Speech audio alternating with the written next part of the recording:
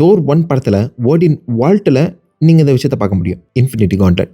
அது ஃபேக்கு அப்படிங்கிற மாதிரி ஹெலா தள்ளி விட்டு ஃபன் பண்ணியிருப்பாங்க. அது ஃபேக்குன்னு ஹெலாக்கு தெரியுதுன்னா, அப்ப இந்த இன்ஃபினிட்டி ஸ்டோன்ஸ பத்தி அவங்க எங்கேயோ கேள்விப்பட்டிருக்காங்க தானே அர்த்தம். கிரேசி தியரி என்னன்னு கேட்டீங்கன்னா, நம்ம தானஸ்க்கு முன்னாடியே ஓடின் இன்ஃபினிட்டி கான்ட்லெட் அண்ட் ஸ்டோன்ஸை தேடி போயிருக்காருங்க. ஹெலா அண்ட் ஓடின் ஒன்னா சேர்ந்து நிறைய ரம்ஸை டேக் ஓவர் பண்ணி இருக்க கோல்டு எல்லாத்தையுமே ஆட்டி போட்டான்னு சொல்லி கேள்விப்பட்டிருப்பீங்க. பட் உண்மையிலே ஓடின் தேடி போனது கோல்டு கிடையாது, ஸ்டோன்ஸ். இப்படி போயிட்டு இருக்க இந்த சமயத்தில் தான் வார்மீர்ல சோல் ஸ்டோன் இருக்க விஷயமும் தெரிய வந்திருக்கணும். சோல் ஸ்டோனுக்கு ஒரு உயிரை கொடுத்து தான் எடுக்கணுங்கிற ஒரு நிலைமை வர, அப்படிப்பட்ட ஸ்டோனே எனக்கு வேண்டாண்டான்னு சொல்லி இது உண்மையான பவரை புரிஞ்சுக்கிட்ட அந்த மனுஷன் பாசிபிளி அவருக்கு கிடைச்ச ஸ்டோன்ஸை யார்கிட்டயுமே கிடைச்சிடக்கூடாதுன்னு சொல்லி மறைச்சு வச்சிருக்காரு. முக்கியமாக டார்க் எல்ஸ் கிட்ட கிடைக்கக்கூடாதுன்னு சொல்லி தெரியும். பூமியிலேயே மிட்கார்ட்ல யார் கண்ணுக்கும் தெரியக்கூடாதுன்னு சொல்லி டெசராக்டையுமே ஒழிச்சு வச்சிருந்திருக்காரு.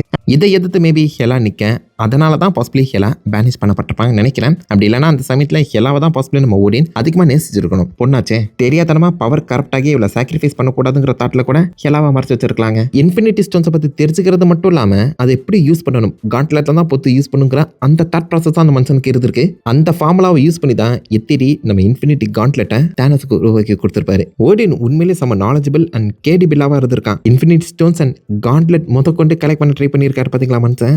அண்ட் எனக்கு தெரிஞ்சு ஓடின் இருக்க வரைக்கும் யாரையுமே அவர் மொத்த ஸ்டோனுமே கலெக்ட் பண்ணி விட்டுருக்க மாட்டாரு. அதனால தான் தானோஸ் பக்கவா ஓடின் செத்துட்டு அப்புறம் அந்த வேலையை ஆரம்பிச்சிருக்காரு. தானோஸ் மோசமானவனா, ஓடின் மோசமானவங்களே முக்கியமானவங்க.